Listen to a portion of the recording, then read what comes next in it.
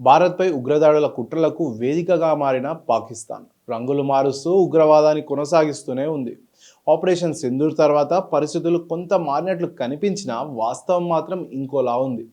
ఒకప్పుడు భారత్కు most wanted టెర్రరిస్టులుగా ఉన్న హఫీజ్ సయ్యద్, మసూద్ అజర్ వంటి వాళ్ళు ఒక్కసారిగా వార్తల నుండి మాయమైపోయారు. వారంతా అజ్ఞాతంలోకి వెళ్ళిపోయారు. ఇదే సమయంలో పాకిస్తాన్ మరో కొత్త ఉగ్రనేతను ముందుకు తెచ్చిందన్న ఆరోపణలు ఇప్పుడు అంతర్జాతీయ స్థాయిలో చర్చకొచ్చాయి. ఆ కొత్త ఉగ్రనేత పేరు ఖారీ మొహమ్మద్ యాకూబ్ షేక్.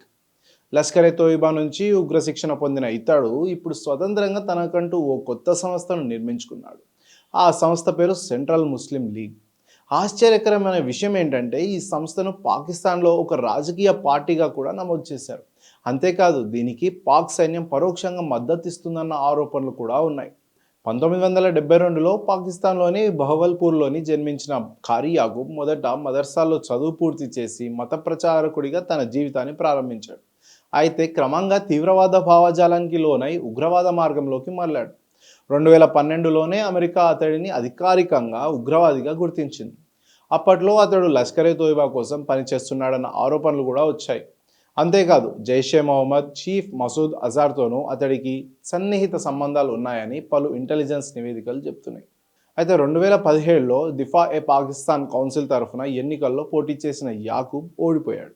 ఆయన రాజకీయాల్ని ఉగ్రవాదాన్ని కలిపి నడిపే ప్రయత్నాన్ని మాత్రం ఆపలేదు.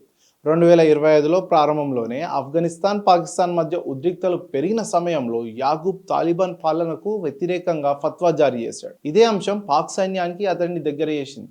అప్పటి నుంచి యాకూబ్కు సైన్యం అండగా నిలుస్తుందన్న ప్రచారం కూడా జరుగుతుంది. ఆపరేషన్ సింధూర్లో మసూద్ అజార్ కుటుంబానికి చెందిన 14 మంది మరణించారు. హఫీజ్ సయ్యద్కు చెందిన రహస్య స్థావరాలు కూడా ధ్వంసమయ్యాయి. ఆ తర్వాత వీరిద్దరూ పూర్తిగా అజ్ఞాతంలోకి వెళ్ళిపోయారు.